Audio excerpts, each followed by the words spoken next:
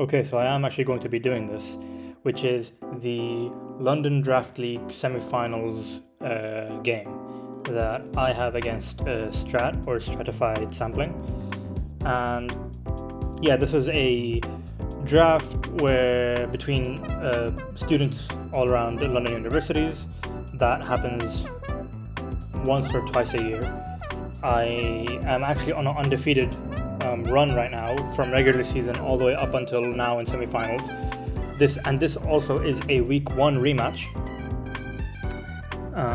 and it's a really tough game. I think in general in this draft we were given either too many points or things were just rated or cost things costed less than they probably should have. I'm looking at my team, and I have Roaring Moon, Slowking Galar, Terra Mamoswine, Tinkaton, Blastoise, Goldengo, Zapdos, Terra Infernape, Terra Mew, and then Decidueye, my Goat, and Umbreon. And then looking at Strat's team, he has Gouging Fire, Deoxyspeed, Tinglu, Quaquaval, Sinistcha, Scizor, Ogerpon, Cornerstone, Sinistcha and Tinglu with Terra, Landorus, Incarnate, Gramble, and then Ariados. And those last two mons are also nothing to just sort of skim by and brush off, because they're really annoying this game. And yeah, like we have so many big threats, and it's just a matter of whose big threat is going to break through and split this game wide open and just take it home, right? And for him, I think the biggest one is Quaquaval. Obviously Gouging Fire is annoying, but with Blastoise and possible Terra Water on Mew or even Mamoswine, especially with like thick fat and stuff, it can be dealt with more so than something like Quaquaval. Quaquaval, even if I Terra Water with Mew, even if I Terra Water with Mamoswine, CC at +2 is still going to do a lot. It has knockoff to hit the Gloking, it has CC to even hit the Blastoise, it has triple axle to hit Zapdos, and I mean actually it doesn't even need knockoff to hit Gloking, it can just run knockoff step and probably do a lot of damage anyways. I'm expecting a protective pads set, because I think in week 1 he didn't bring protective pads, but also week 1 I definitely had more ways to deal with Quaquaval.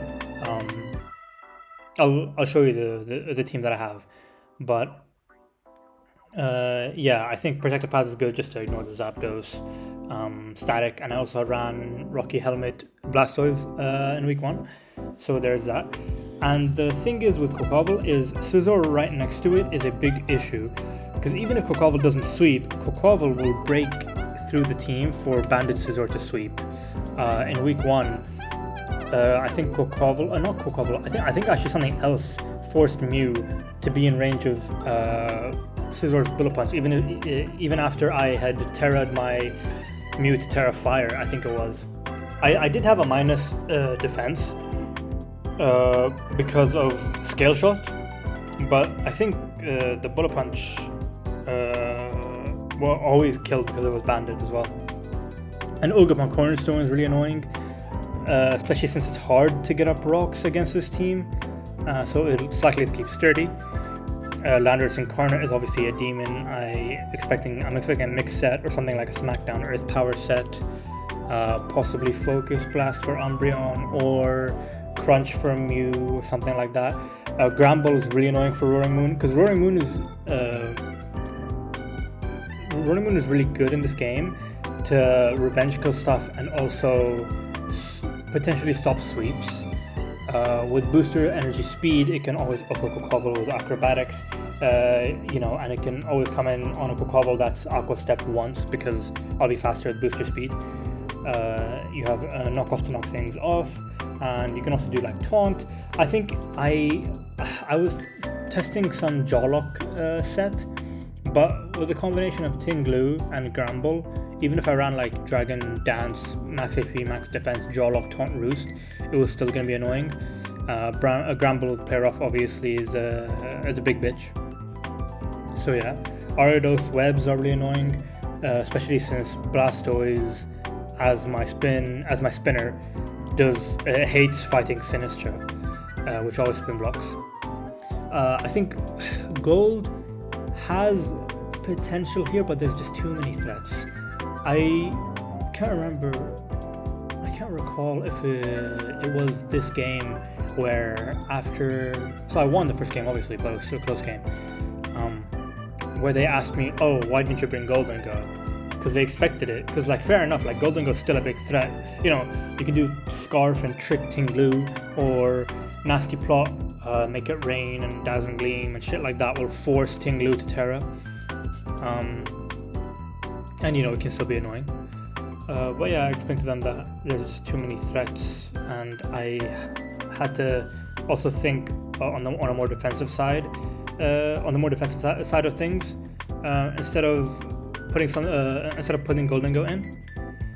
But yeah, I mean, Deoxys speed is just annoying. Just that speed tier, the taunts, the hazards. It could even be Life Orb offensive. He could genuinely just run like 6 setup guys, and you know. Or not 6 setup guys, but like just get his hazards up, and as soon as he can get rid of Blastoise, then just set up with your guys and win, because you keep rocks up, right? Okay, so this is a team. I think I failed to mention in the preview that this is free Terra, but it is Terra preview as well. So going to the game, we will know what Terras we've brought. But yeah, so this is a team. In week 1, I ran Booster Energy Speed Moon, which was able to force, I think it was Kokavol out, or it might have been Ogabon Cornerstone. But either way, it was good for forcing it out, but it didn't do damage really, and there wasn't really a chance to Dragon Dance. So for this week, I decided, let me just bring Scarf. Scarf is way more reliable, because I can always bring it in to outspeed things and always wrench kill or force things out. I have knockoff to knock off any items, to knock off boots on Sinistra, to knock off helmet on Gramble, to knock off boots on Gouging Fire, like anything like that. But I think I initially had hazards on the team. I had Mamoswine.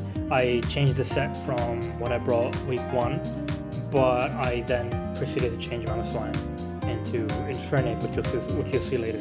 So knockoff's still good. You can knock off things like Landorus' Life Orb as well, and I mean it does good damage anyways. And Glow King obviously.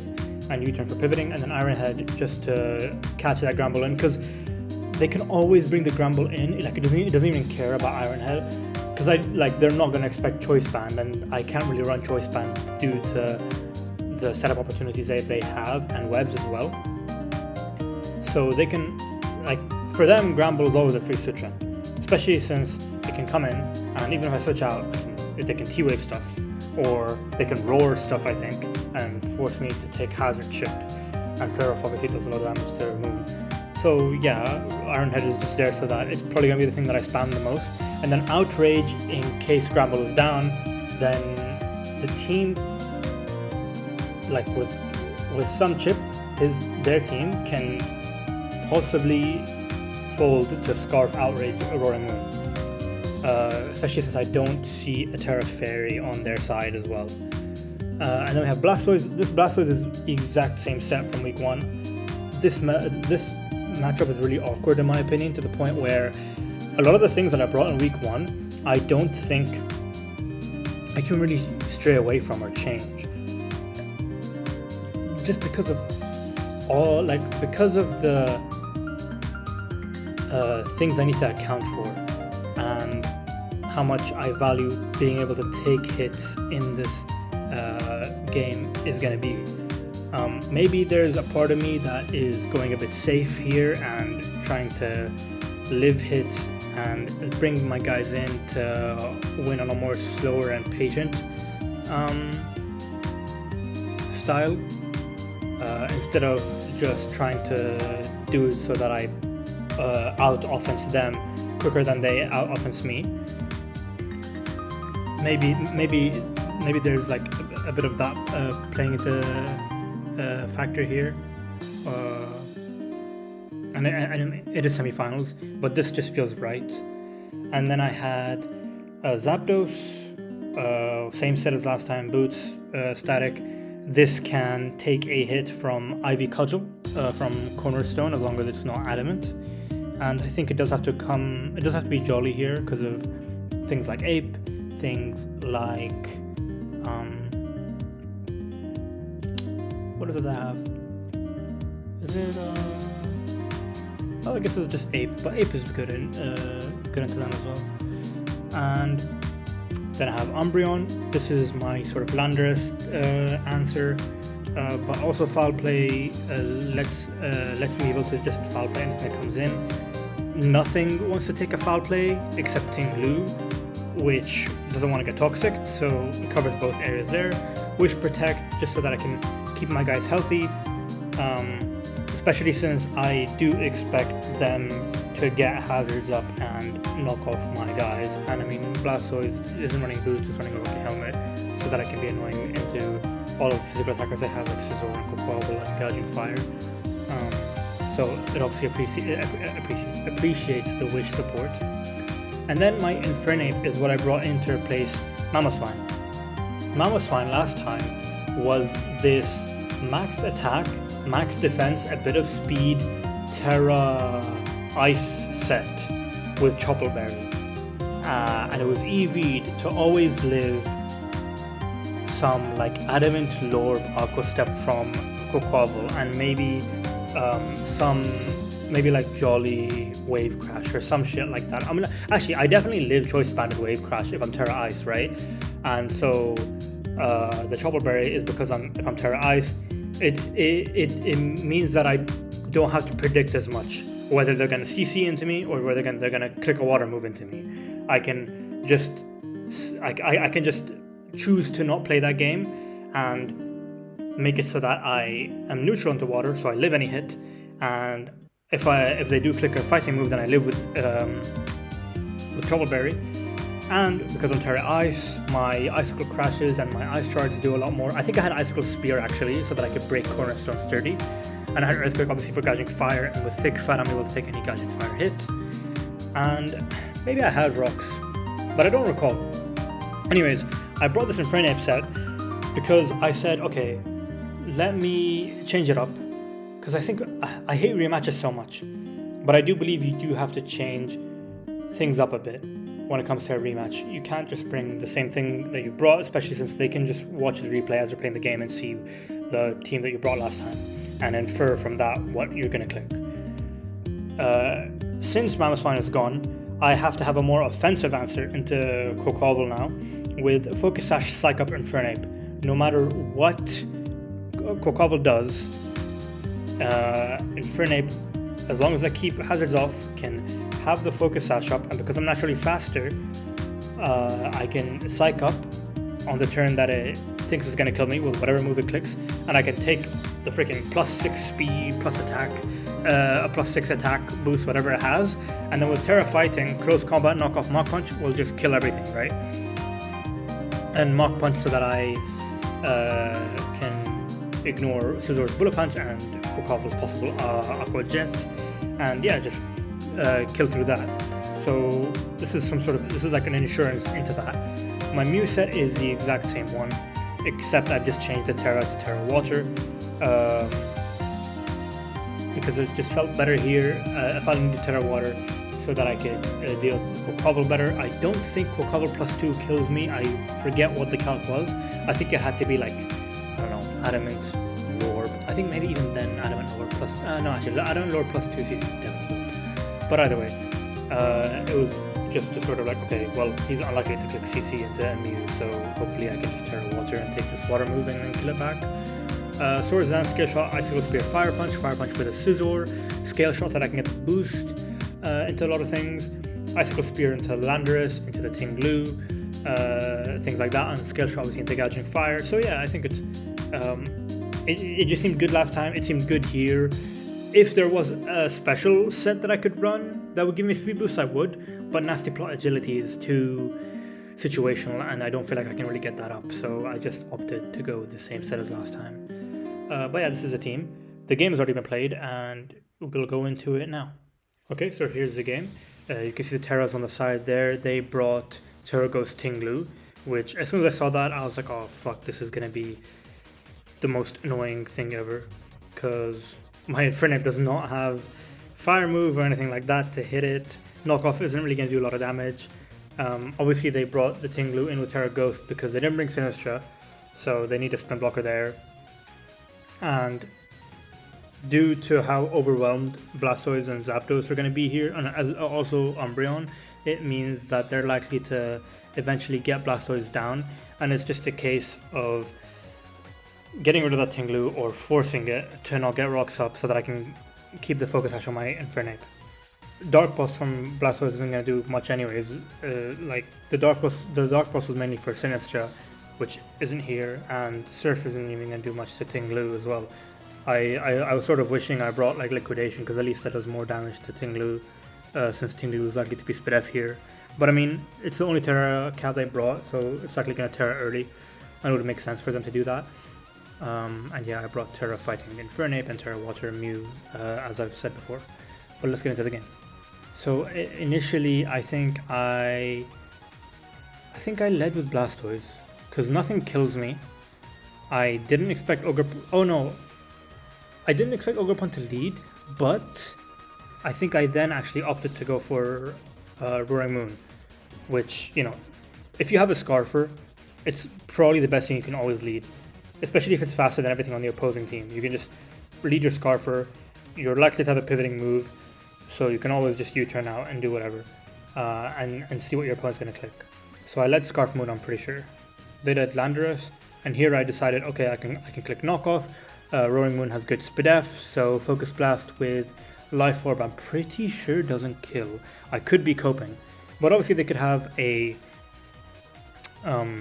fighting move with Superpower. I think it also has Hammer Arm. Okay, yeah, because I expect it to be mixed anyways. But I'm faster, even if it's Scarf, I'll be faster. But I just went with Knockoff, just to knock off the Lorb, and also knock off anything that comes in, which is likely to be Rocky Helmet, Gramble, which does come in, and I knock it off, and from that damage is clearly max AP, max defense, but that was no surprise. I go into Zapdos, and this was the sort of the sequence of plays that I gathered in week 1 and did then, and I'm also doing here, which is Roaring Moon into Zapdos always is the way to go in front of Gramble, because Zapdos can roost off the damage, it can pivot out, Gramble doesn't like getting hit by Hurricane or Discharge, and I mean, Player Off does like almost 30, which is annoying, but I have U-turn here obviously, so that I can pivot out of the Ground type and Tinglu, and I do that. I bring in the Blastoise, I just Surf here and does such a pitiful 23%. They obviously Ruination, because the quicker they get rid of Blastoise, the quicker that they can just get hazards up.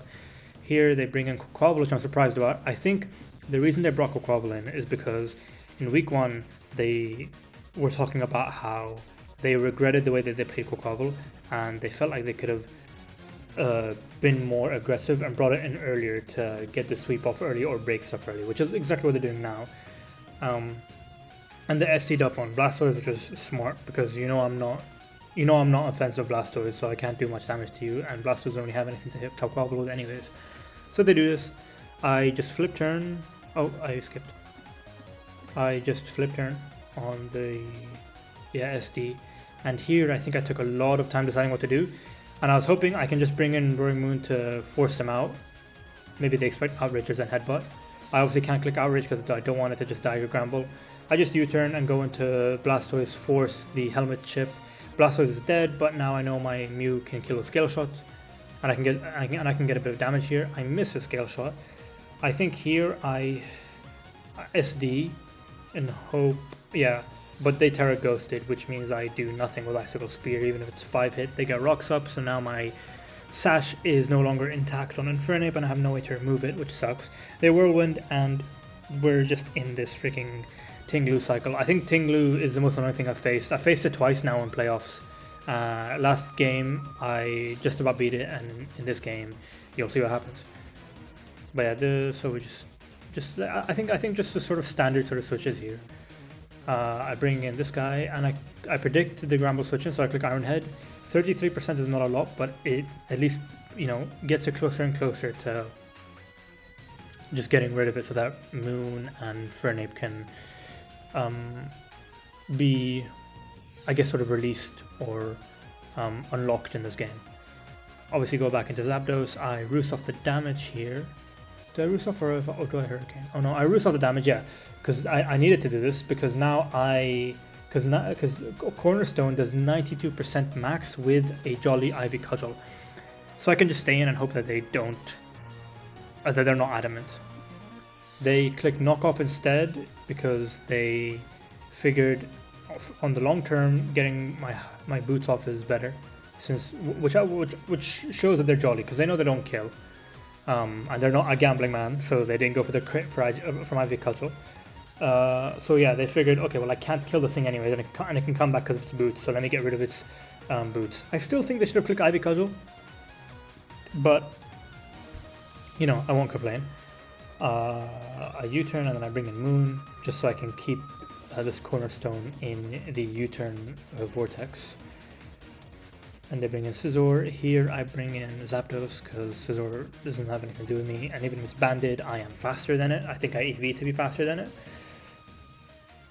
I roost, and then here I go into Umbreon on the Landorus, but they double in Cornerstone, which is annoying, but I foul play, and they don't go for Ivy Cudgel again.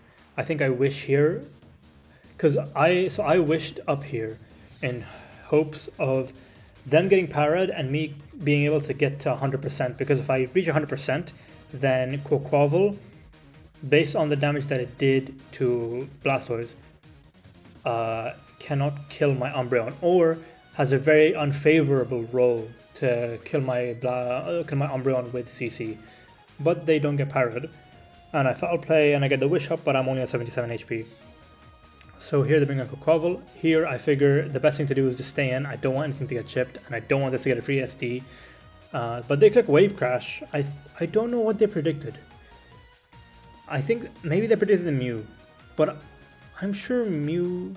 Oh, actually, yeah, because the thing is I predict Mew so that Wave Crash will do a lot of damage, because they can't outspeed my Mew, obviously.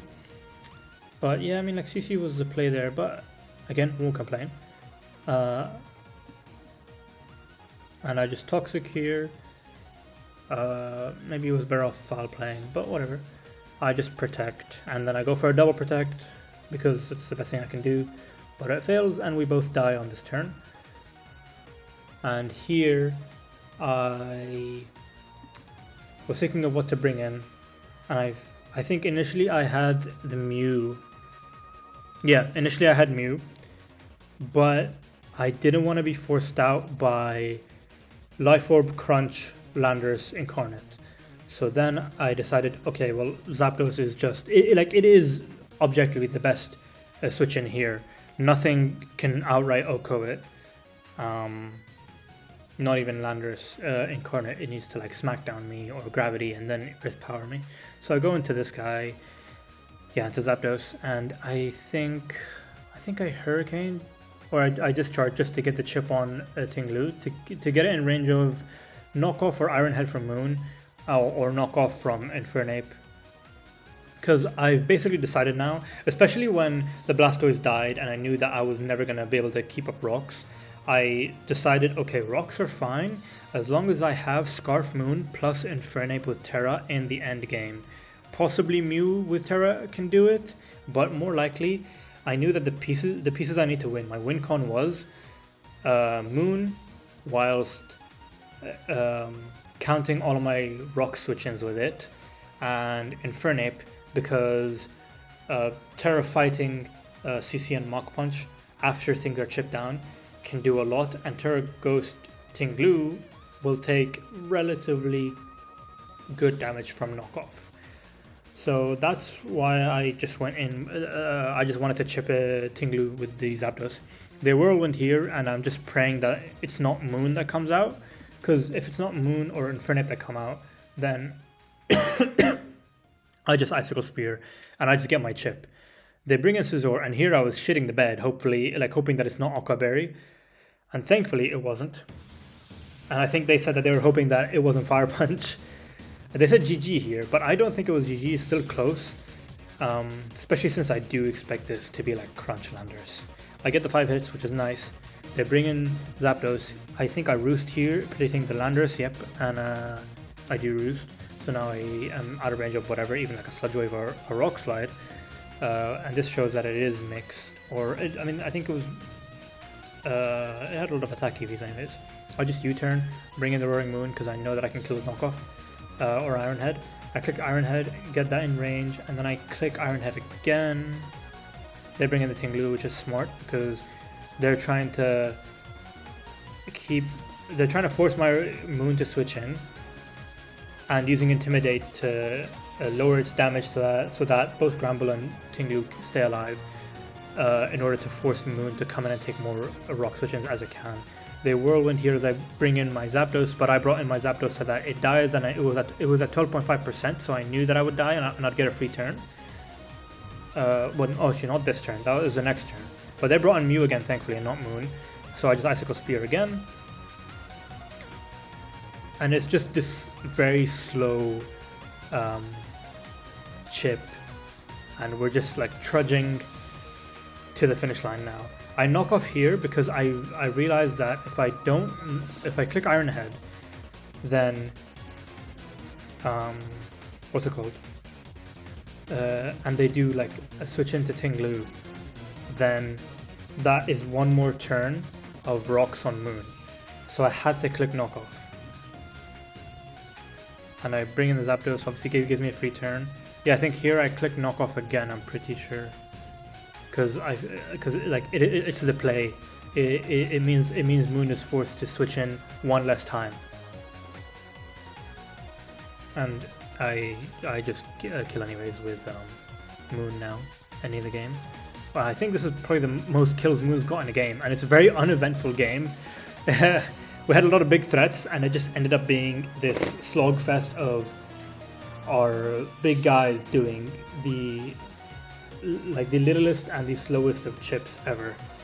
But I'm really glad that I won the game. It was a really tough game. They played, like, even after they said GG's early on, they still like were playing every single turn optimally and thinking of what to do for each turn, which I respect and is what I would do and what I want everyone to do. Like, you know, never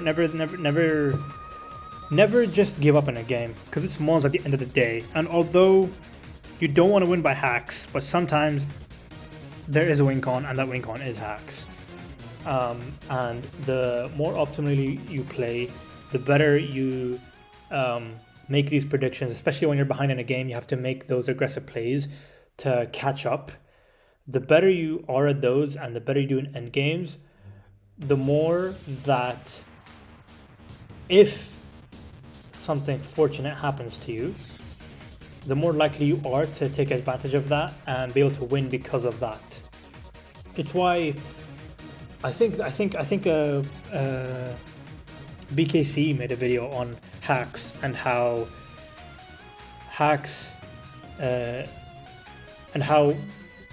obviously the best players are the ones that benefit most from hacks, because they're the ones that know how to take how to exploit it and have the biggest advantage from that hacks. And that's why it can sometimes suck in like things like BO1 tours, because if you're playing against a guy who most people would say is better than you, or is just generally much better at the game, at playing, maybe you're better at team building, but they're better at playing, and they get a crit or something, they know how to handle that situation so that you are never able to come back from the hacks that you've been dealt with, right? And obviously that then just keeps you out of the game, and it just feels really unfair. It's why things like early game crits, we often think, oh, this isn't too much of a big deal, or like, you know, that turn 1 or turn 2 crit on your Volt Switch or your U-turn, you think, oh, this is a pivoting move, it doesn't matter too much, but no, it does matter, because eventually it means you're probably in range of something like a priority move, or you have less hazard switch-ins, and it also means you're less likely to switch this mon in, which your opponent can predict, so they will know to double in a mon that is good into something else that you might bring in, and not a mon that has been chipped because of a crit that happened in early game or whatever, right? But yeah, anyways, I'm now in finals, undefeated. This is my third year playing in the tournament now, and I've graduated from uni. So, but I'm alumni, but this feels like my last shot, my last chance at winning it, and it would be amazing to fucking do this. Undefeated, especially since this was my first ever draft that I joined. I think I'm pretty sure it was this draft that I joined. It was like Gen 8, like 3 years ago. I had Mega Gallade and Raikou were like my goats, but yeah.